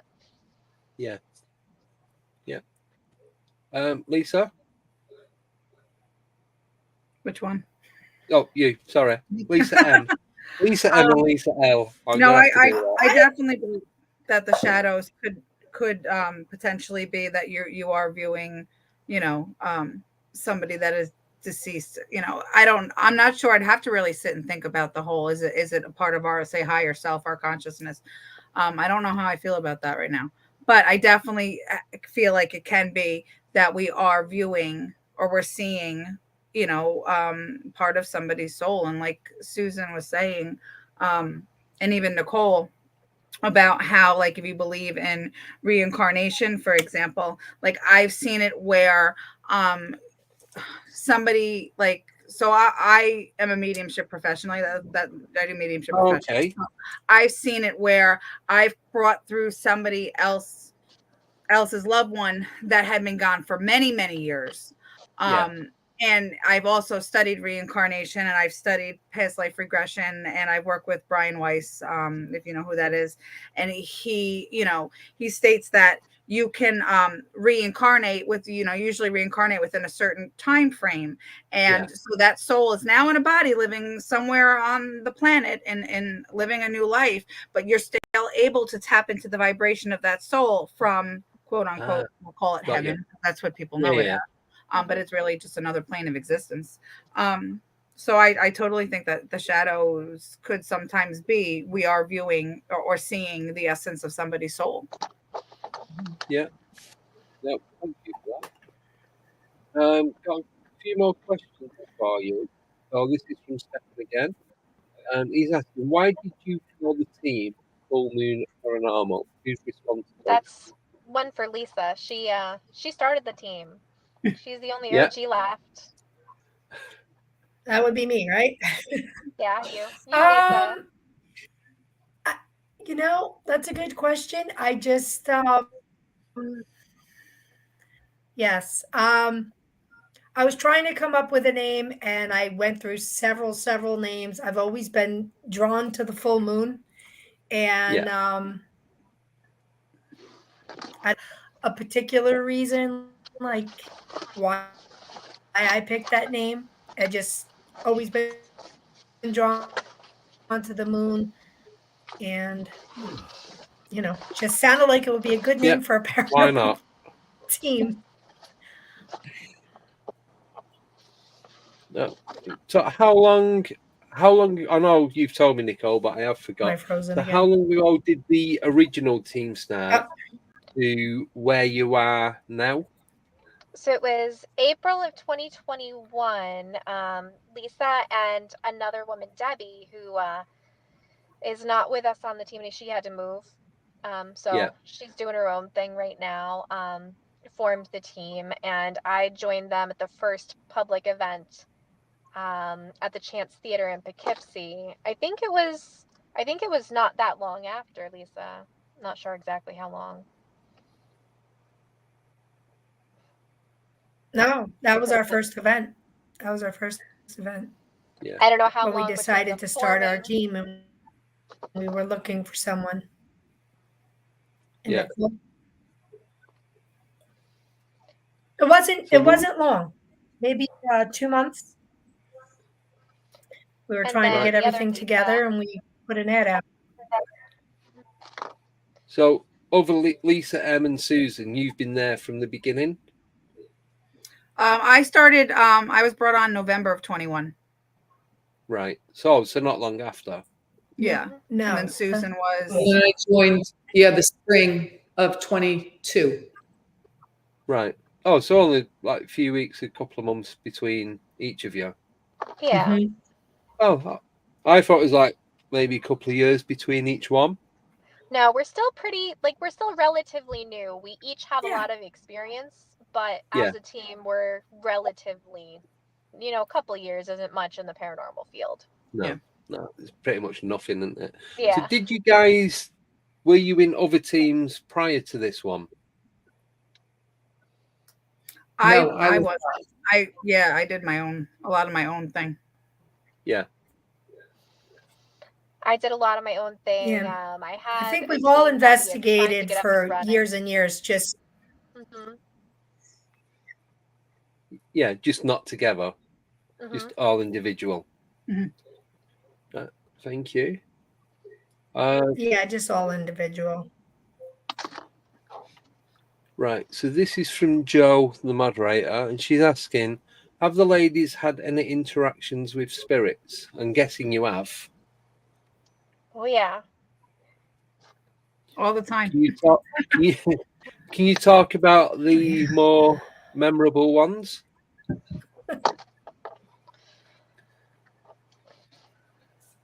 Let's see. I mean, I have one in particular. Who wants to start? I gotta think about it. You're always so delayed. She is. I'm like, I had a situation. It wasn't I mean, I've had things with the team too, but there's one significant one that stands out to me. And I was actually with my husband and my daughter and a friend of mine in Gettysburg, where my daughter had said she felt somebody was touching her back. So I said, well, set your boundaries and tell them to stop. And then all of a sudden my neck started to get very, very hot. Like there was like a match. And I tried not to feed into it. And she said, it's still touching me. And I said, all right. So we went outside and I had my husband look at my neck. I said, is there anything there? And he said, no. I said, all right, well, that was weird. So I calmed my daughter down because she's young. She's just 13. So that was huge for her to be feeling a touch on her. And she does this stuff a lot, but she's never been touched. And we go back in and then we wrap up the investigation and we go home or to the hotel, and they noticed my friend of mine's, I have a picture of it somewhere. There was 3 indents like fingerprints in the back of my neck. See, that's what I was going to ask you next. Was it the 3 fingers? Yeah. Yeah.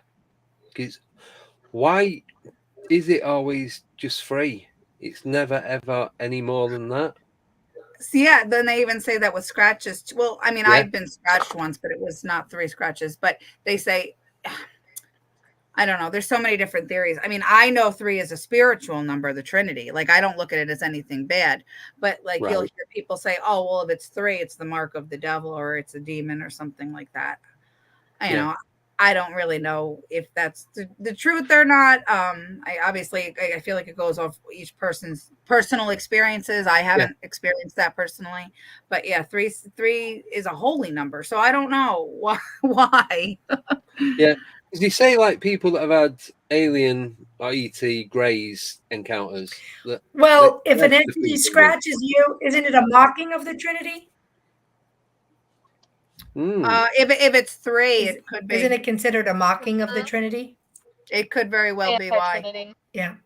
When I was scratched, because I was scratched also in Gettysburg on a separate trip somewhere else, it was actually in the letter of a T. Like, so it's just one line and one line. Yeah. Why do you think it was a T, Lisa? Was there a reason? I don't know. No. And I mean, I didn't know if it was the initial of somebody. I even emailed the woman who ran the event and asked her if there was anybody with a T name. Not that anybody that she knew. So I never figured it out. Within a week, it finally dissipated, but it was very bizarre. I have a picture of that too. That was at the Farnsworth in the basement. So did you find that healed a lot quicker than what it would normally? Oh, wow. Yeah. And it wasn't bleed, like it wasn't all through all the skin layers, so it wasn't bleeding, but it was a visible white, like as if you had taken maybe a tack and scratched it in. Yeah. It was white. It was white. The so scratch it just mark. like ripped the top layer of skin. Yeah. Oh, interesting. Susan? Oh, no. I mean, yeah, we've had lots of experiences, but I think none of them have ever been frightening or anything that I've never been scratched, thank goodness, not looking to be scratched. No. Put that out in the universe. I don't need to be scratched. That's fine. No, thanks. Yeah, just a lot of experiences just in general. We've had the strangest one was actually when I was much younger and I was in high school, and we were at my friend's house and we heard she had a flapping door to her dining room, and it was the summertime and we lived in the middle of nowhere, and we heard the door flap. We were at the house alone. We heard the door flap and we thought someone had come in, from like the family. No one came through. We walked into the dining room where the door was, and there were wet footprints that went across the floor. Oh. That got our attention. Oh, yeah. That got our attention. The same house, when we were there, it was at night, and it was a big old farmhouse, and we heard loud music coming from an upstairs bedroom. And we did take dogs. They had dogs, and we took 2 dogs with us to the room because we're like, what is going on? No one was in the house. And we got to the door and the dogs were growling. And we walked into the room, and the one dog, it was like a room within a room, and he went to the corner of the back room and stared at the corner growling. So those were probably the 2 events that in my lifetime have gotten my attention. Yeah. So because we were saying earlier about the dogs, do you ever, when the dogs are looking into a certain area, do you ever take photos of what they're looking, of where they're looking, not what they're looking at? Because obviously you can't see them. I never have. Like, now I have cats. And I actually thought the other day I was watching, like, maybe I should photograph or put a cat bowl over there and see if something happens. But it was in my house, and I'm not looking to encourage that. No. I want to live in peace. So I'm like, not in my house.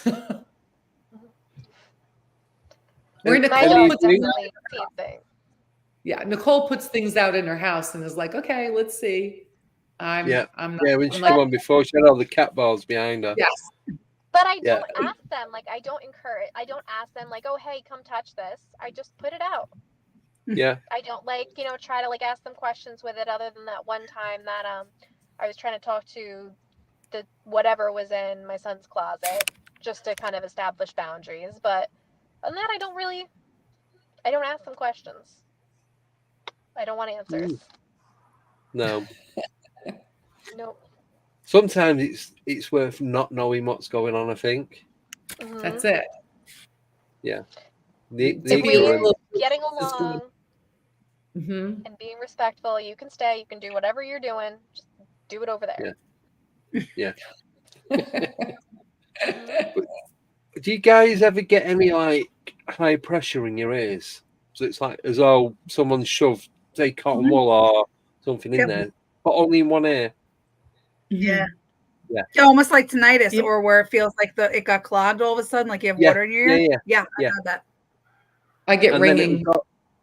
Oh, but you find it goes just as quick as it comes? And the ringing. Yeah. So I get a lot of the pressure. It feels like there's pressure building up, and then like altitude type thing, and then it's like I'm just kind of like trying to get used to it, and then it just goes. It doesn't fade like it would with like when you go on a plane and that. Mm-hmm. It either pops or it gradually. Yeah. But then this, as soon as it's there, it's like it's gone straight away, and it's like it don't make any sense. Obviously, there's something doing that, some sort of energy, but what is, I don't know. I've had that happen quite a few times, but I've not. I get tinnitus anyway, so if you ever get that on investigation, I can't really put it down to anything because that happens to me on a normal day. I know. I was kind of looking into that. My husband has it severe as well. And there are people who really believe that that is just, you're almost like repressing the connection. Oh. Which is kind of interesting. They're like, instead, you should be open to the connection and it can reduce the ringing. So that's just what I'm like, well, that's different. It's not a medical reason, but of a spiritual reason that you might actually be connecting. No, I didn't even think of that. I just thought it was me falling apart. To be honest with you. Well, I can't guarantee that's not happening too. You never know.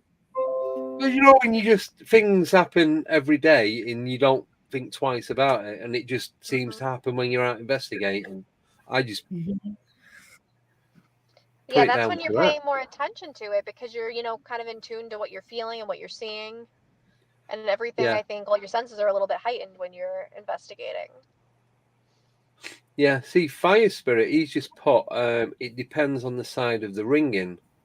Now, I always get the pressure in me left ear, but just reading that and thinking about it, I get the tinnitus in my right ear. So I don't know if that's something or nothing. I'll have to look into it, I think. Yeah. You'd be surprised what you find when you look into things. The other day I had such a weird, off-the-wall dream, and one of the main things that I remember about the dream is that I was wearing blue lipstick, and I shared it with the girls, and Susan sent me a thing about, the significance of blue lipstick in a dream, and it was spot on to, things that were going on. Yeah. Ooh. So if you if you write things like that off, oh, it's just something weird. Yeah. You may miss the connection. Right. Yeah. So Stefan, the guy who's been asking questions, he's just put this up in the chat. I thought it was quite interesting. He's had buzzing in his ears when he's woke up, and he's woke up to a big black eye literally in his face, and he's just punched it. Wow. So, yeah, I'm not sure I'd ever sleep again. And he punched it. Yeah. Don't think so. No. I wonder what happened afterwards. I know, that's one of those things, they say if you take Ambien or one of those weird sleep meds that you do things while you're sleeping and you don't remember them. Yeah. Yeah. See, that's scary. Yeah. Definitely. Sorry, I'm just going through the questions because there's quite a few to go through. It left in a flash of light, is what he said. Wow. Wow. So Well, how many times did it happen? Was it just the once? I'll see what he puts back. Oh, so Ogity, real name Elaine, I know she won't mind. She's asking, heard if you take water, it's supposed to attract. Do you ever take that? I'm guessing on investigation. Well, water's a conduit. So, like, especially if you have a place that's on a lake or a pond or a marsh, swampland, that tends to heighten the activity because it's electrical conduit. Yeah. So, do you guys? That's what I meant to ask before. Were you saying about taking different equipment and that, and then with the water? Do you ever take holy water, or have you? I do. Yeah. I think both leases have holy water. Yeah. I do cleansings too, though, so I use it to replace after I smudge. But yeah. So do you take it every time? Like always carry it on you? Yeah. I have it in my case. I just leave a bottle there. Right. So how often do you have? It sounds stupid, but how often do you have to change it? Me too. You do. It does. So holy water doesn't deplete. So if you have holy water and you start to get, you're using it so much and it gets less and less, you can actually just add water to it, like tap water. Oh, right. Okay. I didn't know that. I thought it's like tip out and get some. Your holiness is diluted. Holy water. Yeah. No, because you still have the blessed water in it, so you can add to the water. Right. That. Yeah. That's interesting. Yes. But again, it's not watered down holy water. Watered down holy water. Do you water down holy water? That's just around. We tested during exorcism. Okay, this is full strength holy water, and this is watered down holy water. Slightly diluted. Although I don't know about the UK, but if you really wanted to just go get more, like my local church, which is 5 minutes from me, you walk in, they have like the dispensers, so you could just go in and pour. Like I have 3 holy water containers, so I'll just fill them all up. Yeah, you can just walk into the church and fill them. Like from like a water cooler. That's right. Like that's where I get it from. Jugs. You don't have to buy it. Like people sell it online. Like this sounds bad. I thought. I'm not even going to say this. So that you like go to the altar and fill it up. From like the baptismal, you're going to dunk in the baptismal fountain. Yeah, I didn't know that. Like, and the priest wasn't looking. Holy water dispenser as you walk in, the vending machine. Sorry, I'm not taking the mickey. I've never thought about it. Those I didn't misting know. fans out in the summer. You can just like mist yourself with holy water in the parking lot of the church. Oh yeah. Get your I might get one of them. A little fan with a built-in bottle, just cover myself. Well, you learn something new every day. So I need to remember that so I don't get arrested, I think. If for no other reason ever. This man was desecrating the baptismal. Yeah, I'm just getting some holy water, don't worry. Then it'll be on the news. Local man breaks into church to steal holy water. Yeah. Walked right past the dispenser. Yeah. That didn't know existed.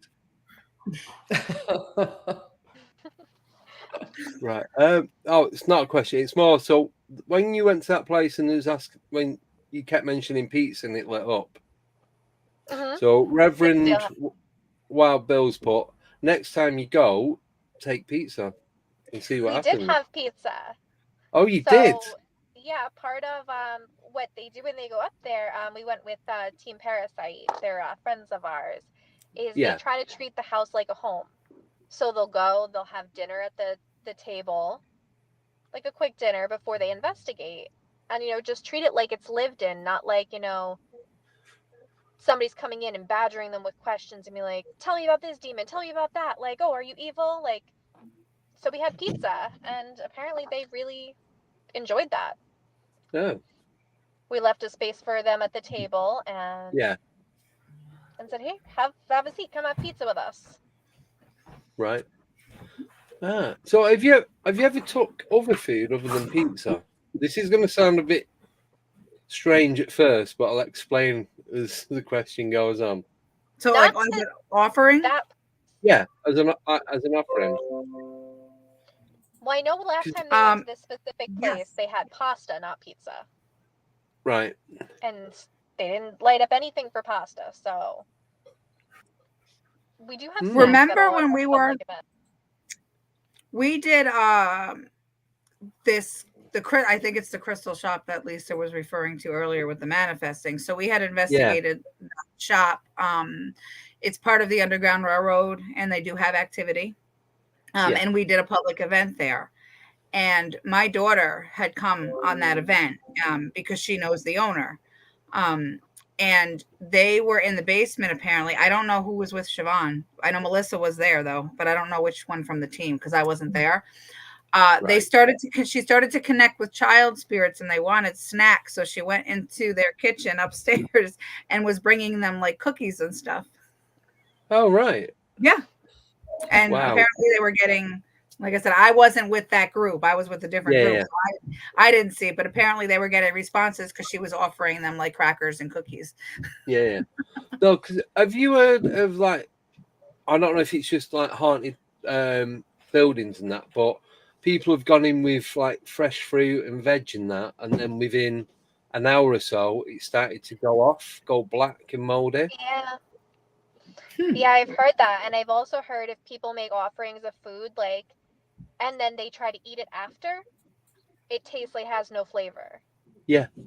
Yeah, it's like there's no, you just bite into it, absolutely nothing.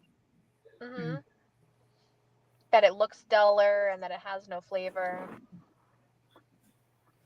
Yeah, no, because I've heard that a few times on different podcasts that like people have gone into houses and homes, and they've put like there's been a bowl of fruit there, and they've gone back, say, I don't know, whatever the timescale, whether it's an hour or 40 minutes later, and then the food started going off. But like you said, they've gone to open the food up or bite into it, and it's like all dust and that inside, or flavorless. Mm-hmm. I saw some girl did it with fried chicken, and like fried chicken isn't gonna look bad. It's gonna look like fried chicken. Yeah. It's not gonna get like moldy like fruit, but she said no flavor. Nothing. Mm-hmm. It definitely wasn't KFC then. No. I mean, it might have been to begin with, but not afterwards.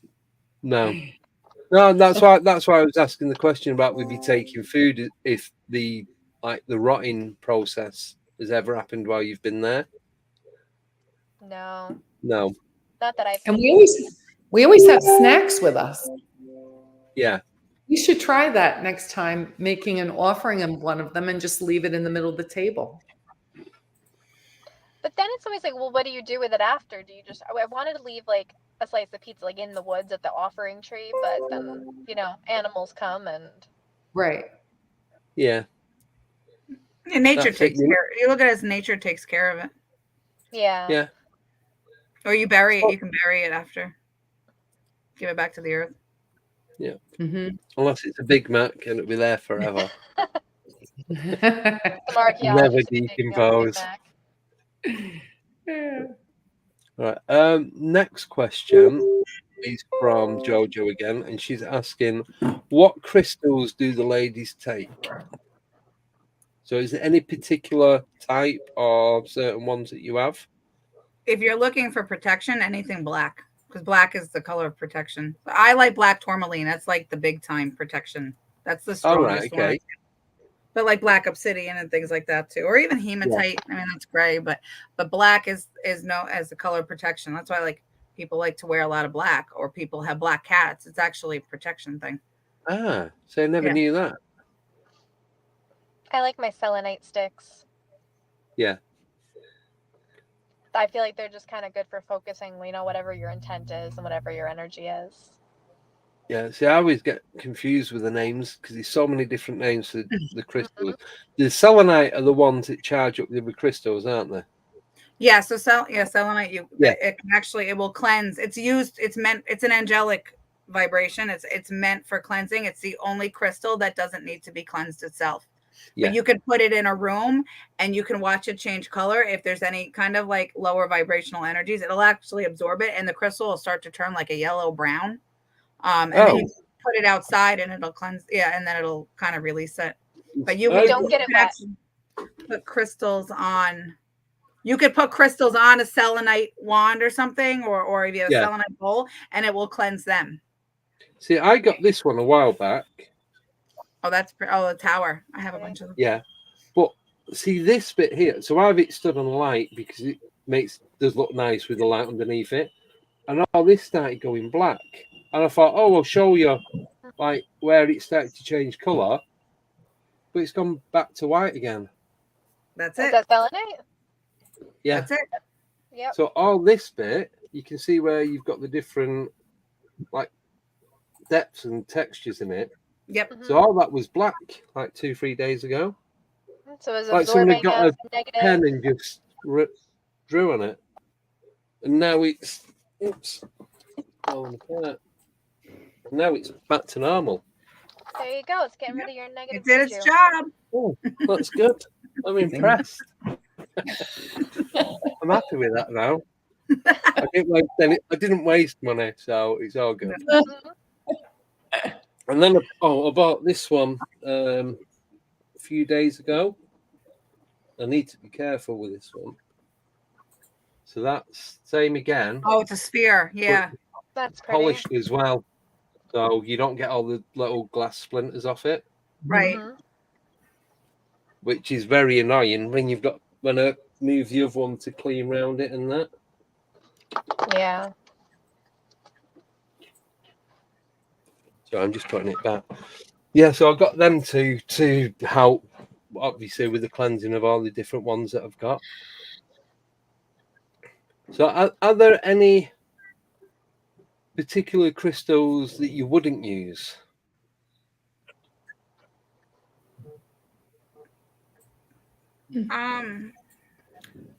So I mean, well, it depends in terms of paranormal investigating, like in that and bringing it on an investigation, or in general. Yeah. Oh, both. I mean, because in general, there's none that I wouldn't use. It's just using it what you're using it for. You want to use it for proper, things. Like I know, for example, I want to say it's moldavite. Or there's certain crystals that you don't want to use with certain elements. So, like for example, if you're using crystals to aid in someone, some sort of type of healing, say somebody has cancer, there's certain crystals that actually are meant to create growth. You wouldn't want to use those. You know what I mean? When you have someone that has an illness with cells that multiply, kind of thing. But there's that's a whole thing. But there isn't one that I would never use. It's just using it for the right purposes. And I think a lot of it's about intent too, and how you intend to be using this. Any crystal can be used for protection if that's what you're projecting onto it. Mm-hmm. That this is going to protect me. I am protected when I have this. Yeah, to an extent. The only thing is because they're made up of actual properties. Mm-hmm. Like if you research crystals, rocks, right, and like the actual scientific properties, they do emit certain vibrations. So certain ones wouldn't. You could put the intent out there, but it doesn't necessarily vibrate what your intention is because of its actual genetic makeup. Yeah, I think that because of that, and there's things that are more meant for that, like quartz and other so quartz is actually meant to amplify. It's like the master crystal, so for healing, but if you put that next to another crystal, it'll amplify the energy of that crystal. Right. Yeah, sorry, because that's what I was saying. So I've got the obsidian and then the 2 clay quartz, and I keep them together. Yep, it'll amplify the energy that the makeup of the obsidian. Yeah, because I was told with the obsidian that's to help protect against negative energy. Mm-hmm. Yeah, black obsidian would, and snowflake obsidian also. Yeah. Yeah, I've got a couple of them as well. I just see them and think, yeah, I'll have that, and just keep buying them. But it's really, I think, whatever crystal's called to you. You can go into a crystal shop and you have to find something that, resonates with you. Mm-hmm. Yeah. The shop that I go to, it's only like a little wooden hut type cabin thing. And these days I can go in, I could spend an hour. It's probably about 20 square foot. I could spend an hour in there looking around. It's like, no, there's nothing that catches my eye. And I'll go back 2-3 days later and it's like, oh my God. And he's like, there's this, there's that, there's this. And it's so strange how it attracts you. Right. It's almost like that intuition we were talking about earlier with the gut feelings. It's almost like a magnetic pull to, like, your energy knows that you need the energy off of that crystal. And then you may get drawn to a certain type of crystal, but then there's 10 of them in a box and you may pick one up and then put it back down and then pick up a different one, even, and you'll find, you'll feel almost like a vibration in the palm of your, like, you feel like this is, it resonates with you. Like, this is yours. It's supposed to be with you, like it wants to work with your energy. Yeah. And I don't even think it's just crystals, really, like, because think of how, young children who are more open to feeling things and more open to sensing things, they're always collecting rocks. They can't tell you why. It's not a particularly pretty rock. They just like that rock. Yeah. They're drawn to that for whatever reason. Yeah, because I think when about that sphere, is it selenite? I can never. Yeah. You only just said the name and I'll forget it again. And I just cannot remember. But when I seen that, it's like, I need to buy that. And then there's like, you have the step trays with all the crystals in. Yep. And there's about 50 different types of crystals, and there's just that one, and that one, and it was a particular one in each of the pots that I was drawn to, and it's been like that pretty much from the very first one I bought up till like 2 weeks ago. Yeah, because those just resonate with you. Yeah, I don't think you can have too many crystals either. Nope. I don't think we have enough. No, I have a lot. Yeah. They're all over my bookshelves, my desk. Well, I used to have them all scattered about, and then I'd knock something. I could hear it dropping and falling behind somewhere. No, so they're all in a tumbler glass now, all together. That way I know I've got them, and they're not scattered around the floor, underneath the desk, and under the bed, and what have you. So yeah, it's not very protected. Just stay trip over it. I'll stand on it like Lego. Yep. No, not the best. Still got a couple more questions. Is that okay? Yeah. All right. So, here we go. From Stefan again. He's asking, have any of the team used dowsing as part of an investigation? We use them often because it's a more low-tech way, especially because we go into a lot of places that haven't been investigated yet. The spirits aren't super familiar with all the blinky, flashy, like high-tech equipment, but they've seen dowsing rods, so they're very willing to interact with those. Yeah. And do you find you get a lot of interaction? I know you said you do interact, but do you find you get more with that than like the more modern stuff? I think that's pretty much an always. We're most. I want to say like 90% of the time we're going to get a response with the dowsing rods, if nothing else is going off. Yeah. How about using a pendulum? I have. I mean, it really, to me, it's the same. It's the same thing. It's obviously it's the rods. It's a different tool, isn't it? Yeah. But I mean, I have before to ask questions. I do it more if I start to feel the presence of somebody, and I'll start to ask them questions to see if they manipulate, just like you would with the dowsing rods. Obviously there's room for error with that because it can work off your subconscious. So like when I use that stuff, I do take some of it. Like I know the responses I'm getting, but then I'd like to see something a little bit more, I don't know, transparent, like something validated through a piece of equipment, something that could be manipulated.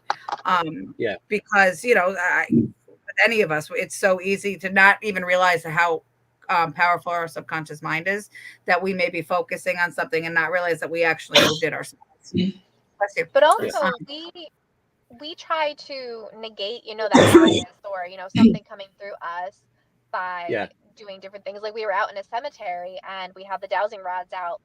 I think all of us had them out at that point, and made everybody close their eyes, turn around 3 times so you don't know where you're facing, and then be like, okay, can you point to where you're buried? And they were all pointing the same way, even though none of us knew where we were facing. Yeah. So that was a cool experiment. Yeah. Mm-hmm. Yeah. You can't get more positive than that, can you, really? Mm-hmm. Yeah. And with the pendulums, sometimes we'll have 2 people using pendulum boards sitting there doing them when they can't see each other to see if they're getting the same responses. Yeah. Cool. Thank you. Got a couple more questions. So this is from Stefan. They're all from Stefan R. Colin, so I'm not even going to say the names anymore.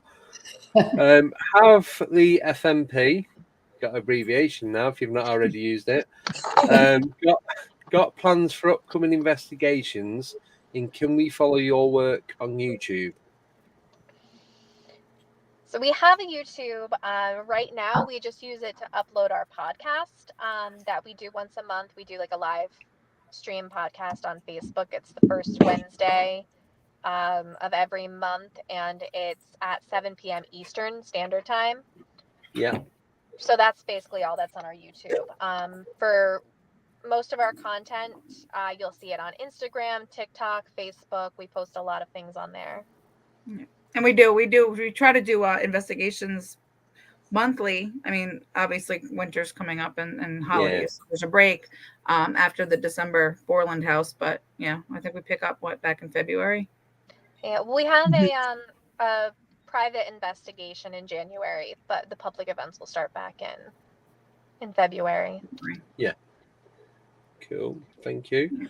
Right, and last question from Stefan again. And he's asking, can the team recall their most frightening investigation experience? So if we start with Susan and work round, is that okay? I would think the one was when we were in a private home and we were smelling the rotten eggs. And even though I knew that it was not demonic, I just knew that it was still that little bit of question starts to come into the back of your mind. You're like, okay, so that was probably the most intimidating, and that's what the goal was, right? To intimidate us. So right. I was, I'm not feeding into that. I do not believe it. But that was probably the most frightening. Yeah. Thank you. Lisa M. I'd say the same. I tend to not get scared usually. So, but that situation, and that one I mentioned earlier with the neck in Gettysburg, also obviously was a little frightening, but that was scary because we were trying to debunk the claims in the person's house because they weren't even comfortable staying in their house. So when that started to happen with the sulfur, and then that was also when on the Ovilus app, demon kept coming up. Big scary demon. Yeah.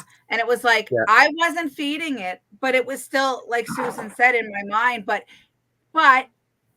is it possible? Yes, it is possible. Like, I know in my mind it's possible. It's more than likely not, but it's like, so it's like, now how do we handle this without, causing chaos? If in the event this really was something that was extremely dark and negative, which it turned out it wasn't. It was somebody that was just trying to bust this guy's balls, and he was trying to bust ours. Like, and when we figured that out, thank God. But yeah, that would be an actual, like, to me, frightening in the sense of, oh my God, what are we possibly getting ourselves into? Right. Yeah. Other than that, like, I was scared being, a little freaky being touched, but it didn't, or even I did another investigation in Gettysburg where I was setting up my equipment at another location, and we were just setting up equipment and all the equipment's going off. And I was just like, what the heck? Like, we didn't even start yet. We were still turning stuff on and it was all going off like crazy. And that was a little freaky at first. It was like, whoa, like the energy in here is crazy. Yeah. Lisa L. She I don't know froze if she again. froze, if you can hear. She froze. Bet you it's when I could tell you it's probably when she got growled at. When we got a growl, Oh Yeah. yeah, that freaked her out. We were at Yeah. the Shanley Hotel in Napanock. It's a very famous for being. Oh, are haunted. you They, like, asking me? really Yeah. did- Oh can't yeah, hear are you back? What's your scariest or most frightening experience? I can kind of hear. Can you hear me? Yes. Yeah. Somebody text her and just tell her to say her. I piece. It will. would be the Shanley Hotel when I got growled There in we my go. ear. I knew Yeah, it. there I you go. knew it. Yeah. She did not stay the night. She left. She left No. us. She left us. And Nicole, yours? Oh, I haven't really found anything frightening, but I think the most concerning would be that private investigation where we had a very, very angry male spirit pretending to be a demon. Yeah. Mhm. Like to the point where he's manipulating the environment for us to smell sulfur, for equipment to go off, to our equipment was saying awful things. Yeah. And it was scary too because once we heard the story of who this man was, he was not a nice man in life. Right. And he was pretending to be a demon to scare the homeowner. Right. It was not, messing around. It was not like a trickster. It was malicious. Yeah. Yeah. So even if it's not a demon, even if it's not a demon, it's still someone who's very angry, very negative. You don't know what's going to happen. Things could like fly at your head, Yeah. Yeah. You could get pushed downstairs when you're dealing with an energy that's that angry.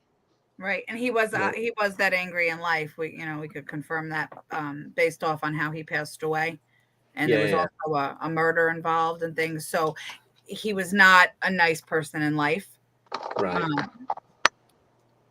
So yeah. No, thank you. Right, we are at over the 2-hour mark, so I do want to thank you all for coming on. But before we go, have a little announcement. So I don't know who not. Does anyone know? No, nobody knows. Oh, we are going to find out now. So I've been looking for a co-host.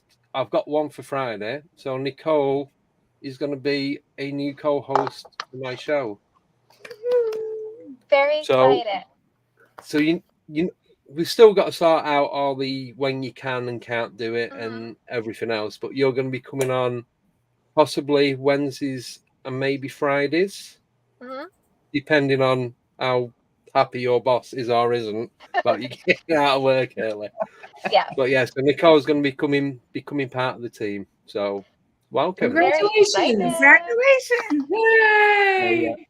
So yeah, you guys definitely have to come on again. Definitely. Absolutely. Yeah. Thank you so much for having us. No, it's been great. Choice now. If I'm going to be on, they have to. That's it. You're going to be on every week. Right? But yeah, just before we do go, I thought it was quite funny, so I've saved it. It's not actually a question; it's a statement. So when Stefan said that he had that big black eye in his face when he woke up and he punched it, this is what Colin put. I told Stefan to wear a sleep mask once that he can't stare into his eyes. He can't stare into his eyes then unless they lift the mask off and then continue the staring. I just thought that was so funny. I couldn't resist putting it up. And that made me chuckle quite a lot. So yeah. So yeah, welcome, Nicole. Thank you. So there'll be Nicole and Tommy. There is possibly going to be somebody else, but then things are going to be changing as we go into the new year anyway. And yeah, we all need to have a chat about it and so on and so on. So I don't want to give too much away at the moment. That's all I'm going to say. So it's just like a teaser announcement. Yeah, pretty much. Yeah. So yeah, so thank you all for coming on. Really do appreciate it. Just a bit of a shame that Lisa L has got that lag and you didn't really get a chance to talk too much. Sorry. She But doesn't like public speaking anyway. So yeah, so it's all good anyway. But yeah, we definitely get you guys back on. Because I'm going to be talking to Nicole about what's going on, so she can, I suppose, be the go-between with you guys. Mm-hmm. Yeah, sounds good. Yeah, excellent.